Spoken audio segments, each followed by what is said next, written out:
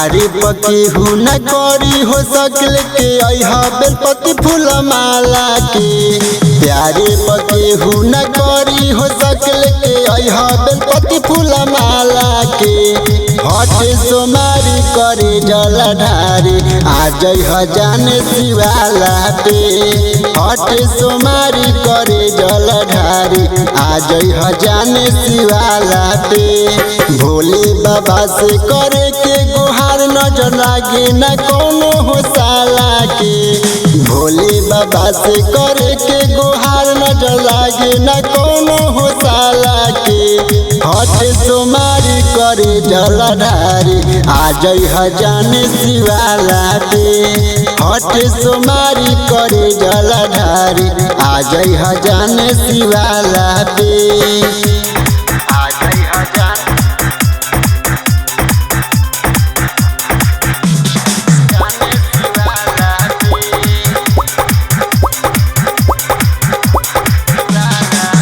बाबा और भांगी करहे हमनी पर विचार हो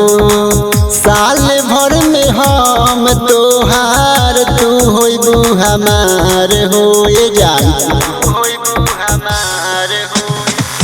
बाबा और भांगी करहे हमनी पर विचार हो साल भर में हम तोहार तू होइबू हमार हो हमनी के प्यारे पकड़ है ख्याल जाके कही न डमरू आला से हमनी के प्यारे पकड़ है ख्याल जाने कही न डमरू आला से हटे सोमारी करे जल ढारी आज जाने शिवाला पे हटे सोमारी करे जल ढारी आज जाने शिवाला पे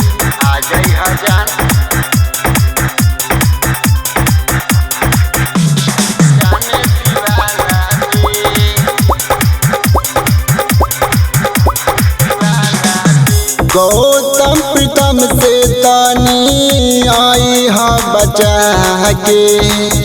जानी जदि तनिको गाँव में कह दी जाके जान बच के आई हा